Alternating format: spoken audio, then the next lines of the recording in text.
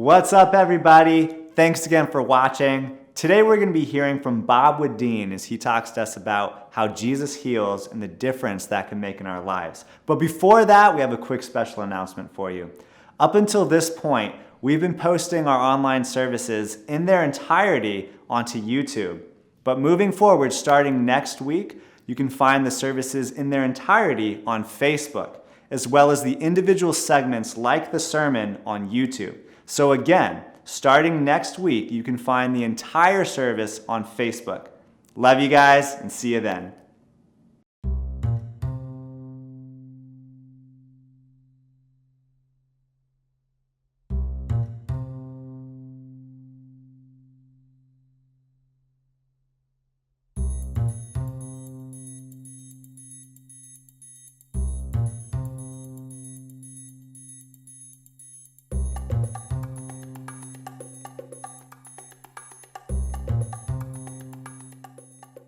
Right, as we reported earlier, the president has put the entire Luzon under what the palace calls an enhanced community quarantine. Movement shall be limited to accessing basic necessities.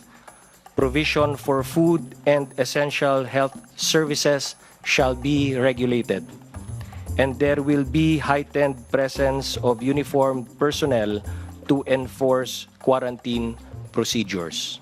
Hello everyone, my name is Jun Velasco and I am the Executive Director of Hope Worldwide Philippines. As you may know, this year, month of January, we already experienced difficulties and challenges by responding to displaced people in the area where the volcano erupted. And after that, due to the COVID-19 crisis, the government, they locked down the whole area of Luzon, and we are part of that. 3 of our centers of hope are affected. Presently, we are feeding countless number of children in our poor communities, as well as providing relief packs to needy families in different areas, and doing advocacy work to protect children from abuse. And also, we are providing services to at-risk children in our residential facility in the center of home. If your head, baby, don't be scared of the things that could go wrong along the way. Get by with a smile. You can't win at everything, but you can try. Baby, you don't have to worry, 'cause there ain't no need to hurry. No one ever said there's an easy way. They're closing all their doors, they don't want you anymore. It's so funny, but I say it anyway.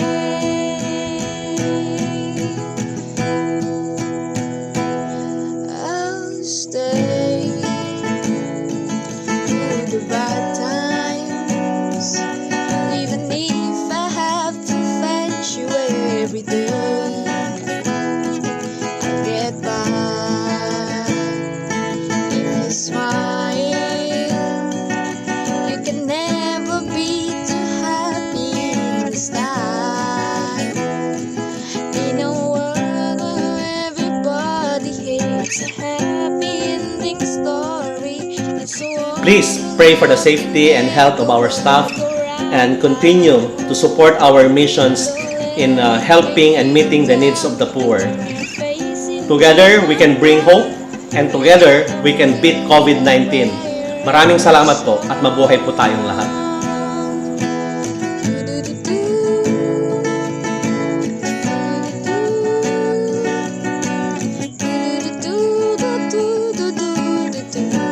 Let me hear you sing it.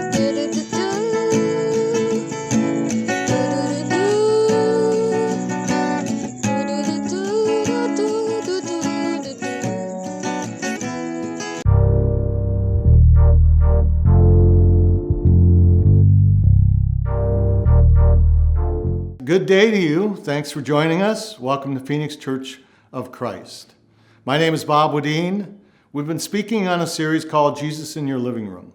We've been studying out the characteristics of Jesus in the book of Mark. Today's topic is Jesus Heals. My lesson is called Blind Faith.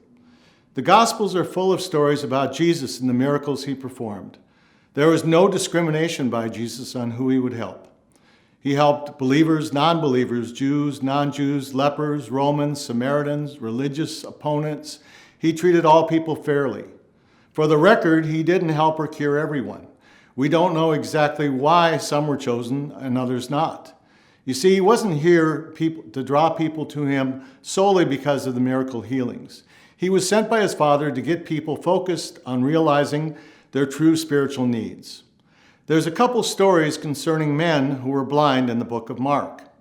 Jesus healed them, but not always in the same way. Let me read both of them and see if you can spot the differences. We're going to start in Mark 8:22. They came to Bethsaida, and some people brought a blind man and begged Jesus to touch him. He took the blind man by the hand and led him outside the village. When he spit on the man's eyes and put his hands on him, Jesus asked, "Do you see anything?" He looked up and said, "I see people. They look like trees walking around." Once more, Jesus put his hands on the man's eyes. Then his eyes were opened, his sight was restored, and he saw everything clearly. Jesus sent him home, saying, "Don't even go into the village." Mark 8:22 through 26. Now to the second story, a little while later in Jesus' ministry, starting in Mark 10:46. They came to Jericho. As Jesus and his disciples, together with a large crowd, were leaving the city, a blind man, Bartimaeus, which means son of Timaeus, was sitting by the roadside begging. When he heard it was Jesus of Nazareth, he began to shout, "Jesus, Son of David, have mercy on me." Many rebuked him and told him to be quiet, but he shouted all the more, "Son of David, have mercy on me." Jesus stopped and said, "Call him." So they called to the blind man, "Cheer up, on your feet. He's calling you." Throwing his cloak aside, he jumped to his feet and came to Jesus. "What do you want me to do for you?" Jesus asked him. The blind man said, "Rabbi, I want to see." "Go," said Jesus, "your faith has healed you." Immediately he received his sight and followed Jesus along the road. Mark 10:46 through 52. What do you see from the first blind man? People, maybe friends or family, bring him. Jesus leads him away from the village. Jesus had to touch him twice to get the man to see. You don't see the man thanking Jesus. That lack of appreciation doesn't bother Jesus, but he tells him not to go back in the village. Probably because the man's testimony would carry no weight, because he seems not even to know who it was that helped him. What about the second? Bartimaeus.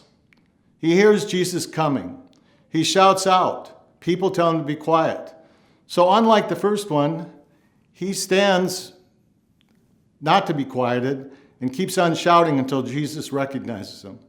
Jesus speaks 6 words and his healing is complete. He says, "Go, your faith has healed you." Jesus still doesn't take credit. He tells him, "Your faith has healed you." It's Bartimaeus who understands the miracle. There is a physical change of life, but he also seems to understand the spiritual implications. Instead of going, he joyfully and thankfully follows Jesus. By comparison, we have 2 blind men healed by Jesus. 2 men who were not able to see that Jesus healed. One brought by others, wasn't apparently grateful, and therefore not willing to testify about Jesus. But by contrast, the other, by faith, came on his own, resisted opposition, and was healed by his own faith in the Son. As a bonus, Bartimaeus has his name permanently etched into the Bible. Now, how do you beat that? Which one would I be? Which one would you be? Jesus shows compassion without any expectations. Even today, many can want Jesus to be something other than a Savior. I'm going to talk about 3 options as how we treat Jesus. Sometimes we think and treat Jesus as the fairy tale Jesus, that he waves his wand, grants our wishes. Jesus, help me with this job, with this person I like, with this change in my life. Let me win the lottery, and I will give so much back. Then my generosity will make your name known. Help me to help you by helping me. We want the happily ever after.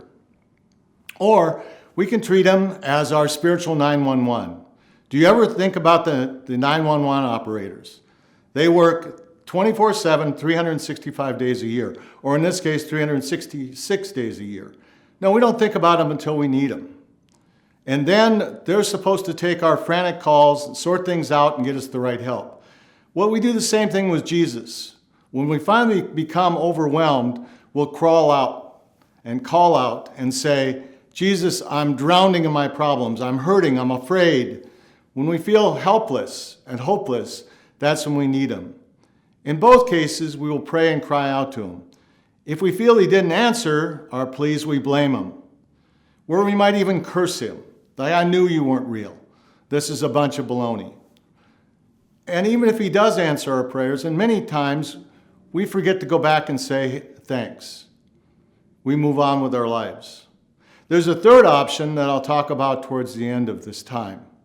When we talk about being blind, most of us will never live in that perpetual darkness, at least physically.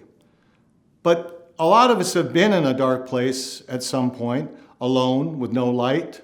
Say the power goes out at home, or you're out in the woods hiking and suddenly it gets dark, and you look for a flashlight at home and the one that you have doesn't have batteries that work, or you didn't bring a flashlight when you're hiking because you didn't expect to be out that long.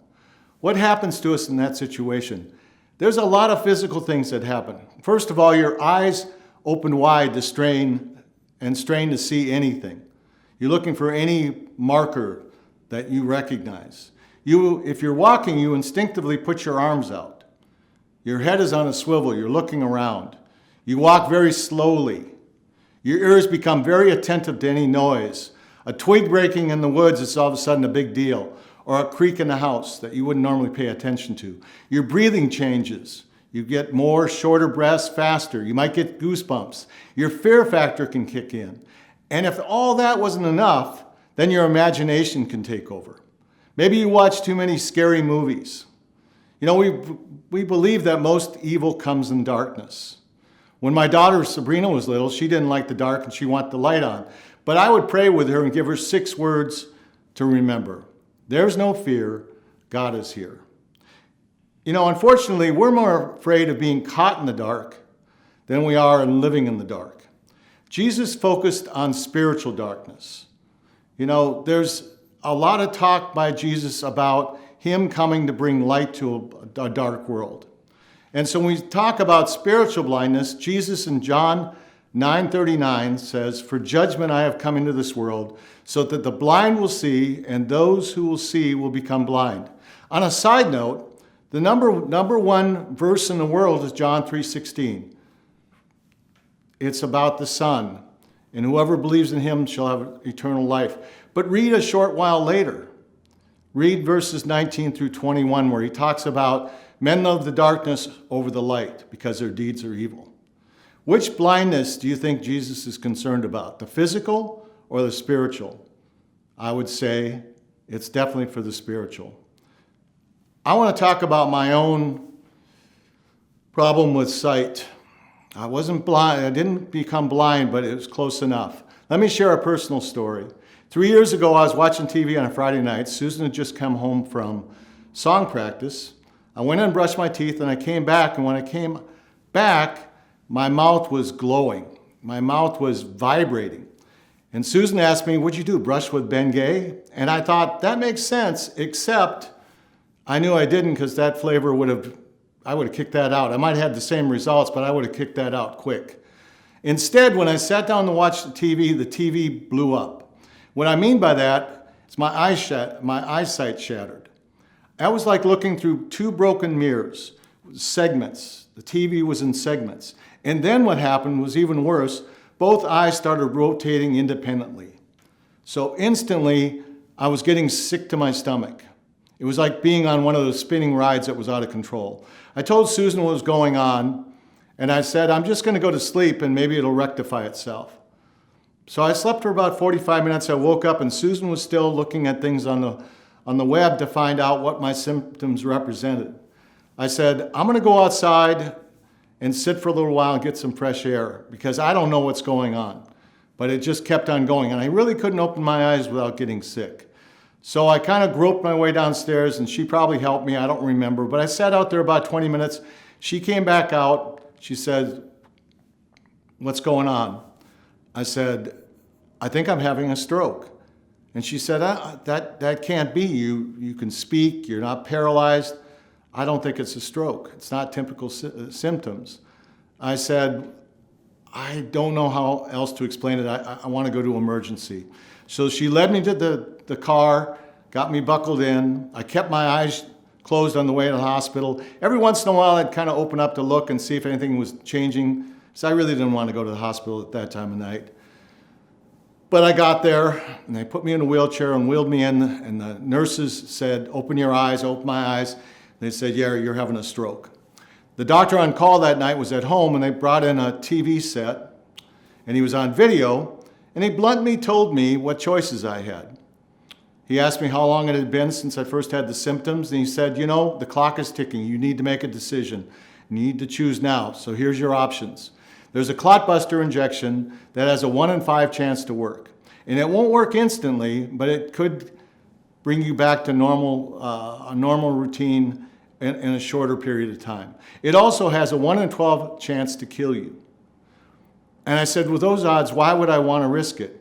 He asked if I wanted my eyesight to stay the way it was or possibly get worse, or even have a secondary stroke, which could kill me. Told my wife and kids, she had the kids on the phone by that time, that I needed to go for it, and we prayed. Others in this fellowship and other friends and family were praying also.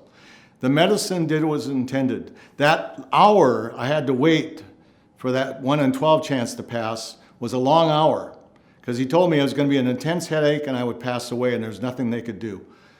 But I believed that God and Jesus would see me through. So we went through it, and in 3 weeks after physical therapy and working on different things, my eyesight was good enough to be sent back to work. It wasn't fully restored, but I was able to get back in my regular routine. I did have a side thing too where heat bothered me more and made me disoriented. It's bad news for living in Phoenix. But Jesus didn't have to touch me, but I know he was there. And I know that he did this. And I said thank you many times. And I know there's many of you with similar stories. You know, we have a young lady in our fellowship named Libby. Her eyesight has been diminishing for years. She's now legally blind, yet she continues to serve and help others in many ways. She's not focused on what she doesn't have, but she's looking ahead to what lies beyond this life. She helps out with children's ministry, with ushering, with our father-daughter dance. She's studying the Bible with another blind lady. And it might sound a little insensitive saying focused and looking ahead, but I don't mean that in the spirit. I mean that in the spiritual sense, not the physical sense. I don't want you to think I'm being insensitive. Here's the third option I mentioned. Treat Jesus as your Savior. Jesus heals, but what's important isn't the physical, it's the spiritual. Life on earth is short. Everyone he healed passed away. I'll eventually pass away. We all do. No matter how many ways we survive tragedy, we all die. James 4:14 says, our life is but a mist. And on the scale of human history, our lives are a blip. Take a spray bottle out in July and spray up 1 squirt, that's your life. We don't last very long on this earth. But after this is a great opportunity to go far beyond what we could ever imagine. So if you're watching this, go to God and ask to know Jesus. He and only he is our salvation. Acts 4:14 says, salvation is found in no one else, for there is no other name under heaven given to man by which we must be saved. See that must? Shouldn't it be that if we believe Jesus is real and holds the key to life now and for eternity, then we should look firmly to establish a daily relationship with him. You see, the Jesus that cured those men who were blind is the same Jesus today. Hebrews 13:8, Jesus is the same yesterday and today and forever. Pray daily, read the Bible, look for answered prayers and say thank you. Miracles are still happening today. There's a video coming up before I pray for the communion on 2 sisters who are blind, born blind, and they're in India. And the mother has had this desire to see them be able to see her and see each other. And as a disclaimer, it's a very touching video, but there's a couple medical devices shown that are keeping the eyes open prior to the procedure. There's nothing in there about the procedure, but just so you know. And it's after they arrive at the hospital and then after the surgery is done in that little window. So if you want to close your eyes during that and have somebody tell you when it's done, I don't think it's a terrible thing. I just want you to be prepared. And then when we come back, we'll pray for the communion.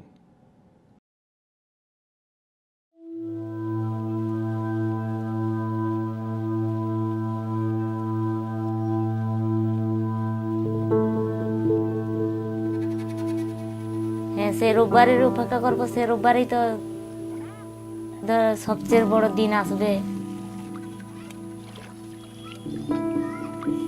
যে আমার বাচ্চারা দেখতে পাবে, অত দিনের পর দেখতে পায়নি।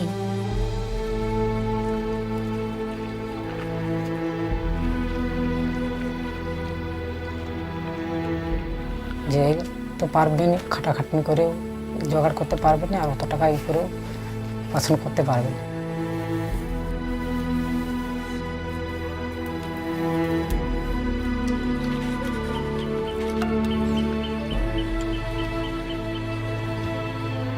তখন দেখতে পাই গেলে তো খুব, আমি মনে করবো যে খুব ভালো লাগে।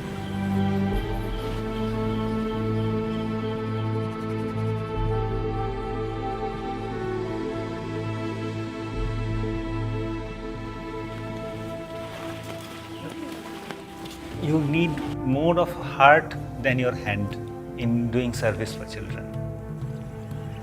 Anita and Sonia come from a very poor family. If they are not operated, they remain blind for life, and what happens in most of the cases, they are used by the family as beggars.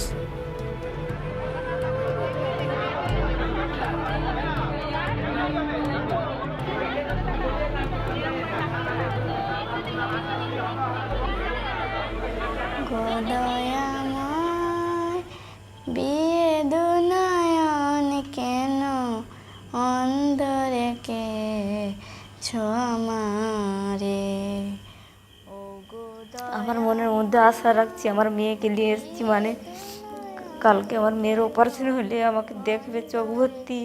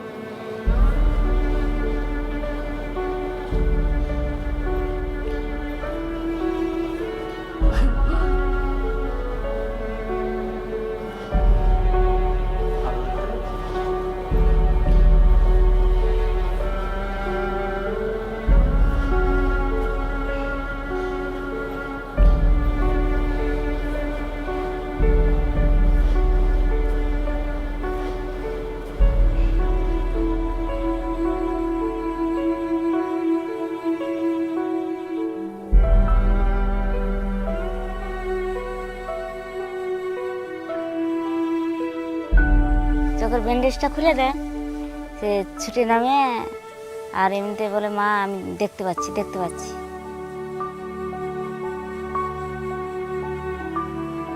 তাদের ভবিষ্যৎ যেন ফিরে আসে সেটাই তো চাই মা বাবা, বলো।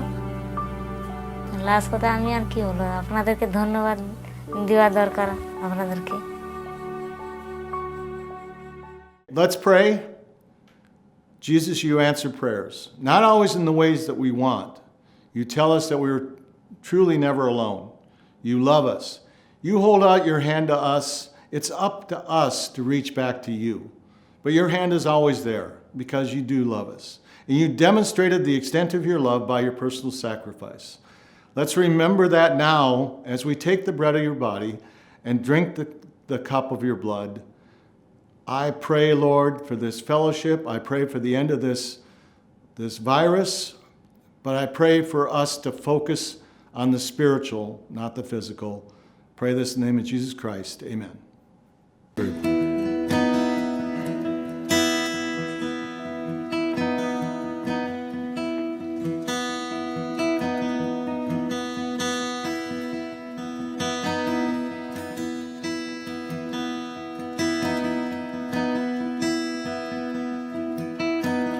When I survey the wondrous cross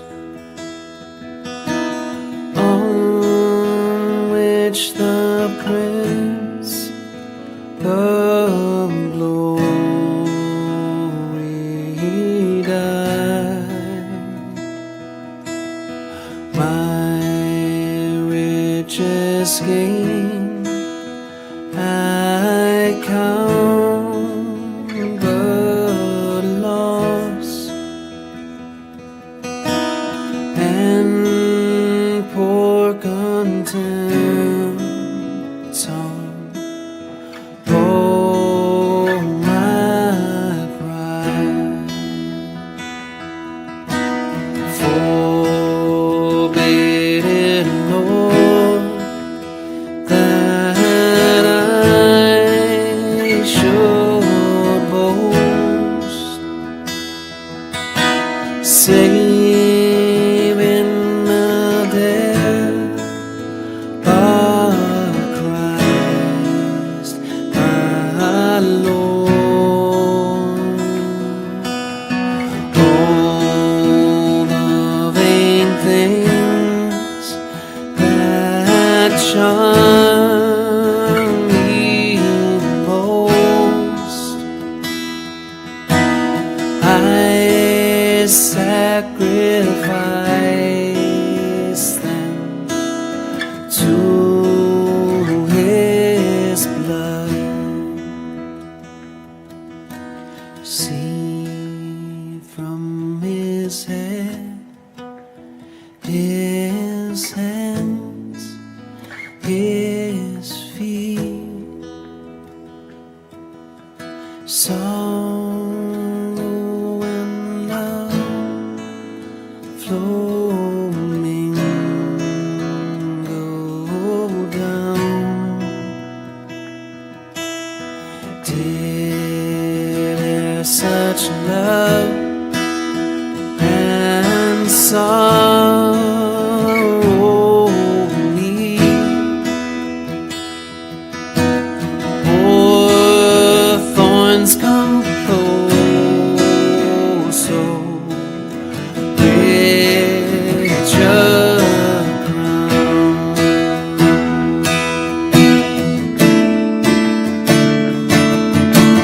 Were the whole realm of nature mine, then were a present far too small. Love so amazing, so divine.